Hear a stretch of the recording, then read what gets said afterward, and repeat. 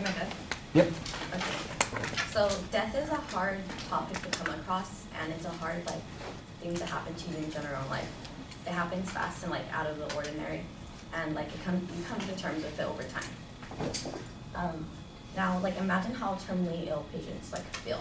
Say they just go to the doctor one day and they were like, oh, you have cancer and you have 6 months to live.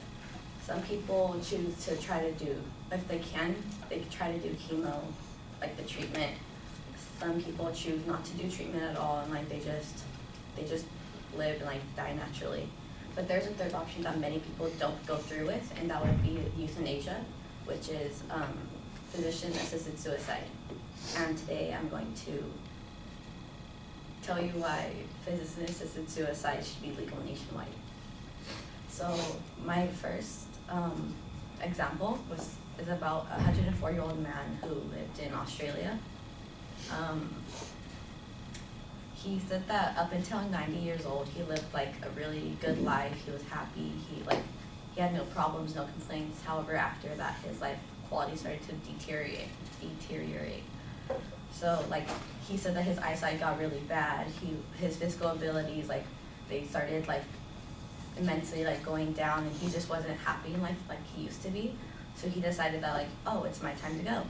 So he tried to go through with euthanasia, and I don't think they let him at first, but he went somewhere that he could. So I don't see why people would be against this. He lived a long life. He just thought it was his time to go.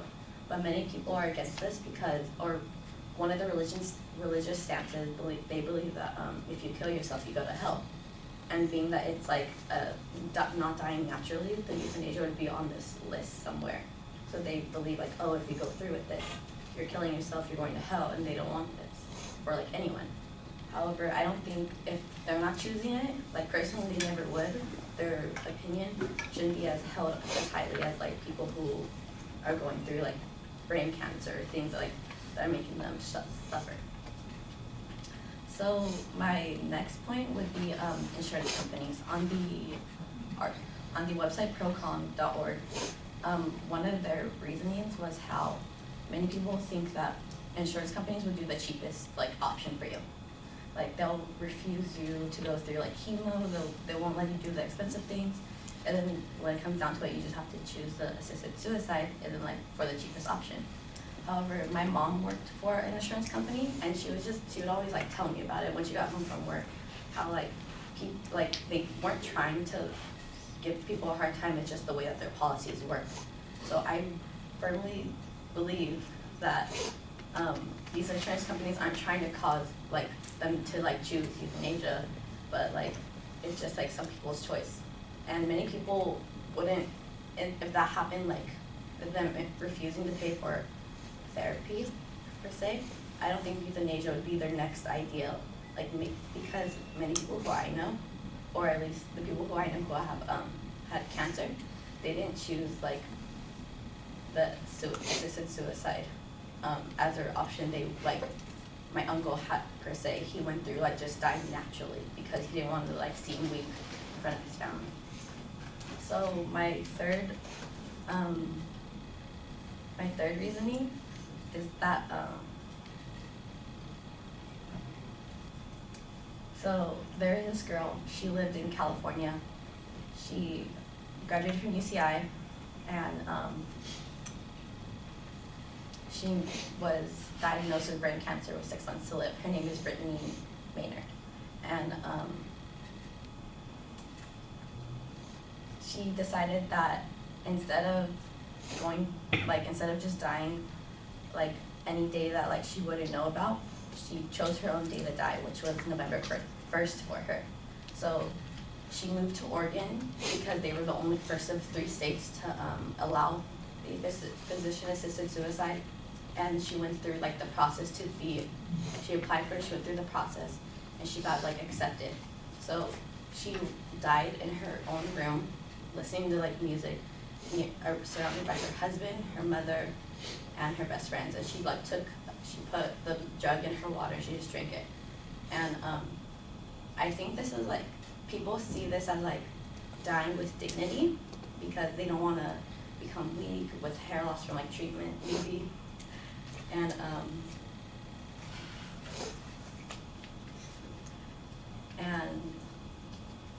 they see it with dignity because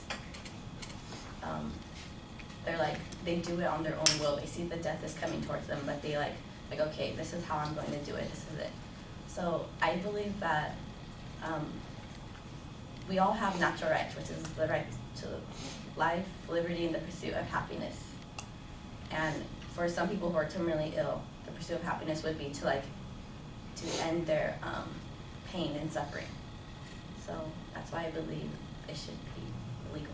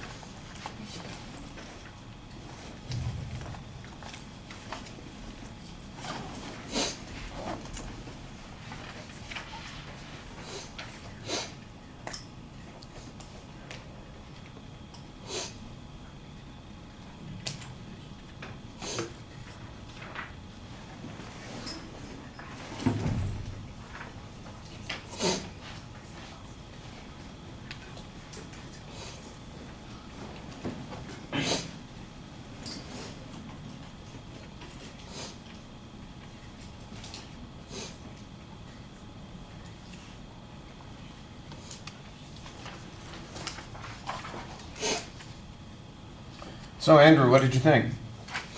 I thought it was loud and clear.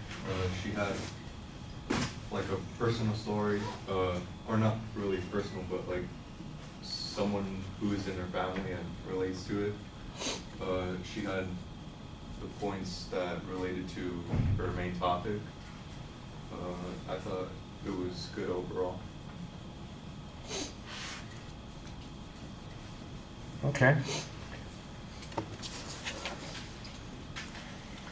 Well, I think you've got a clear statement at the beginning of the speech. Your point of view is definitely something that is straightforward. Although right at the end of the speech, it sounded like you slipped in the wrong word, and I think you misspoke. But the whole argument is clear what your perspective is on this. I think you need to develop a little bit more the need argument. Basically, it comes down to a guy who was 104 felt uncomfortable after he was 90, so we should have a right to physician-assisted suicide.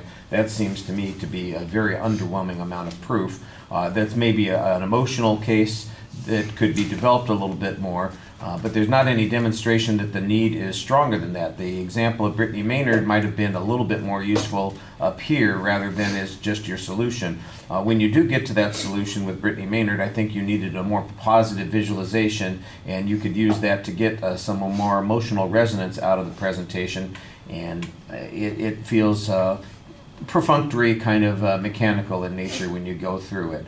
I'm not exactly sure why you have as your second point a rebuttal argument to the insurance company issue. That might be something that comes up and you could talk about it after you developed a justification for the position that you have, because that's really trying to answer a point that the other side might object to. It does seem like you feel like the only objection that people have to this is the notion that there is some religious morality on this, but there are other issues that are involved as well, and you don't really kind of discuss those things. You discuss a little bit the potential financial conflict of interest that insurance companies have, but you seem to ignore other issues that might be involved here. For example, the notion that a person is merely depressed, and that's being used as a justification for suicide, or that there might be pressure that's coming from family members, that sort of thing, which are other reservations. And then there are some other ethical considerations that have nothing to do with religious morality that don't get discussed here at all.